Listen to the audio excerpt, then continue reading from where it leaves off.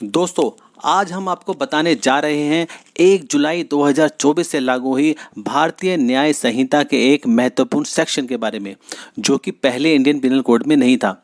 हमारा मानना है कि कानून की बुनियादी समझ हर भारतीय को होनी चाहिए, चाहे वो किसी भी क्षेत्र में समाज में काम कर रहे हों, चाहे आप दुकानदार हों, बिजनेसमैन हों या सरकारी या प्राइवेट नौकरी में हों। इस वीडियो में दी गई जानकारी आपके कभी भी काम आ सकती है। आप कानून के चुंगल में फंसने से बच सकते हैं और असली अपराधी को पकड़वा भी सकते हैं। दोस्तों, लॉ एंड पीस चैनल पर एक बार फिर से आपका हार्दिक स्वागत है। इस वीडियो से आज हम 1 जुलाई 2024 से लागू हुए उन कानूनों की सीरीज शुरू कर रहे हैं जो हर भारतीय को पता होनी चाहिए, ताकि उसे पता हो कि जब उसे कानून की मदद लेनी पड़ेगी तो वह कैसे एक्ट करेगा। तो चलिए बिना देर किए वीडियो शुरू करते हैं।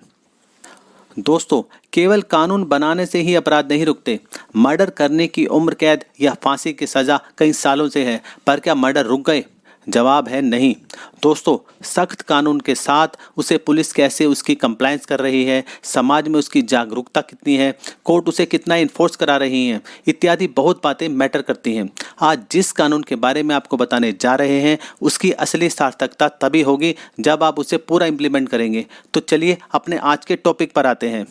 पहले इंडियन पिनल कोड में ऐसा कोई स्पेसिफिक सेक्शन नहीं था जिसमें किसी बच्चे से कोई अपराध करवाने पर सज़ा हो, पर अब बीएनएस का सेक्शन 95 कहता है कि अगर कोई व्यक्ति किसी भी 18 साल से कम उम्र के बच्चे को ऑफेंस यानी अपराध करने के लिए हायर करता है या नौकरी पर रखता है या एंगेज करता है, तो उसे कम से कम 3 साल की सज़ा होगी, जो कि 10 साल तक बढ़ाई जा सकती है और साथ में जुर्माना भी लगेगा।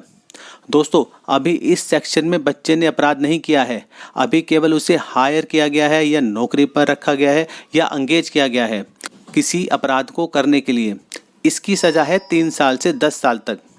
आइए आगे जानते हैं कि अगर बच्चे ने अपराध कर दिया तो उसे हायर एम्प्लॉय या एंगेज करने वाले व्यक्ति को क्या सज़ा मिलेगी।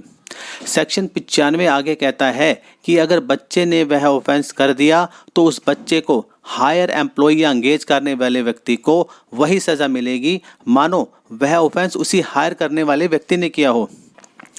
18 साल से कम उम्र के बच्चे को सेक्सुअल एक्सप्लॉयटेशन या पोर्नोग्राफी के लिए हायर एम्प्लॉय या एंगेज करना भी इसी सेक्शन में कवर होता है। यह सेक्शन इसलिए बीएनएस में डाला गया है क्योंकि ऐसा देखा गया था कि प्रोफेशनल क्रिमिनल्स नाबालिग बच्चों को पैसे देकर मर्डर, अपहरण जैसे संगीन अपराधों को अंजाम दे रहे थे और उन्हें पकड़ने के लिए कोई स्पेसिफिक सेक्शन नहीं था। नाबालिग मर्डर, किडनैपिंग करने के बाद भी बच जाते थे क्योंकि उनकी उम्र अभी 18 साल नहीं हुई है, पर अब इन 18 साल से कम बच्चों से ऑफेंस करवाने वाले लोग कानून के शिकंजे से बच नहीं पाएंगे। आइए अब बताते हैं कि आपके लिए यह कानून जानना क्यों ज़रूरी है और आप इसे कैसे यूज़ करेंगे। आपने अक्सर सुना होगा, न्यूज़पेपर में पढ़ा भी होगा कि शादियों में छोटे छोटे बच्चे आए और सारे सगन के लिफाफे वाले बैग चुराकर भाग गए और या कीमती गिफ्ट चुराकर भाग गए। कई बार कोई बच्चा कार में से लैपटॉप लेकर भी भाग जाता है। वीकली मार्केट में अपने बच्चों को मोबाइल, पर्स लेकर भागते हुए अक्सर देखा होगा। तो अब आपको ऐसा कोई अपराध करता हुआ बच्चा मिले तो आपने उसे छोड़ना नहीं है कि ये तो बच्चा है और मैंने तो इसे पकड़ लिया और मेरा सामान तो चोरी होने से बच गया। अब आपको उसे छोड़ना नहीं, बल्कि पुलिस को 112 नंबर पर कॉल करके बुलाना है और उसे पुलिस के हवाले करना है, ताकि उस बच्चे के मार्फत इन्वेस्टिगेशन करके पुलिस असली अपराधी तक पहुँच सके। कहा जाता है कि बच्चे भगवान का रूप होते हैं, कई बार उन्हें सही गलत की समझ नहीं होती, पर अब उन बच्चों के पीछे छिपे शातिर क्रिमिनल्स को पुलिस पकड़कर सख्त सज़ा इस सेक्शन 95 की मदद से दिलवा सकती है। उस व्यक्ति को वही सज़ा होगी जो अपराध उस बच्चे ने किया है। ये सेक्शन 95 बीएनएस का अपराध एक कॉग्निजेबल ऑफेंस है, यानी पुलिस अपराधी को बिना कोर्ट के वारंट के गिरफ्तार कर सकती है। यह अपराध नॉन बेलेबल भी है। इसका मुकदमा सेशन कोर्ट में चलेगा। दोस्तों, कानून के सही अर्थ में इम्प्लीमेंटेशन से ही अपराध में कमी आएगी और इम्प्लीमेंटेशन पुलिस और पब्लिक और कोर्ट मिलकर ही कर सकते हैं। अगर आपने बच्चों को अपराध के बाद छोड़ दिया तो इस सेक्शन 95 बीएनएस का मकसद ही खत्म हो जाएगा, क्योंकि पुलिस असली अपराधी तक कभी भी पहुंच ही नहीं पाएगी। तो आइए मिलकर इन नए भारतीय कानूनों को सफल बनाएं और देश के नवनिर्माण में योगदान दें। तो उम्मीद है दोस्तों इस वीडियो में दी गई जानकारी आपको ज़रूर पसंद आई होगी। तो मिलते हैं आपसे अगले एक और जानदार और ज्ञानदार वीडियो में।